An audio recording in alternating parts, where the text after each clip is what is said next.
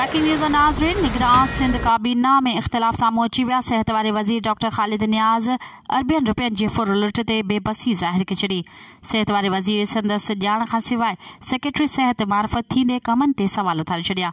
सिहत वारे वज़ीर चीफ इलेक्शन कमिश्नर खे ख़त लिखी छॾियो। सरकार वटि अस्पतालुनि में करोड़ रुपया न आहिनि ऐं NGOs खे अरबियन रुपया जारी कया पिया वञनि। ख़त जो मतन। ब्रेकिंग न्यूज़ नाज़रीन, जेका हिकु दफ़ो ॿीहर दोहराईंदा हलूं। निगरान सिंध काबीना में इख्तिलाफ साम्हूं अची विया। सिहत वारे वज़ीर डॉक्टर ख़ालिद नियाज़ अरबियन रुपयनि जी फुर लुट ते बेबसी ज़ाहिर करे छॾी। सिहत वारे वज़ीर संदसि ॼाण खां सवाइ सेक्रेटरी सिहत मार्फत थींदे कमनि ते सवाल उथारे छॾिया। सिहत वारे वज़ीर चीफ इलेक्शन कमिश्नर खे ख़त लिखी छॾियो। सरकार वटि अस्पताल में करोड़ रुपया न आहिनि ऐं NGOs खे अरबियन रुपया जारी कया पिया वञनि। ख़त मज़ीद ख़बरनि ऐं तफ़सीलात लाइ विज़िट कयो असांजी वेबसाइट www.awamiNewsHD.com ऐं ॾिसंदा रहो अवामी न्यूज़ HD।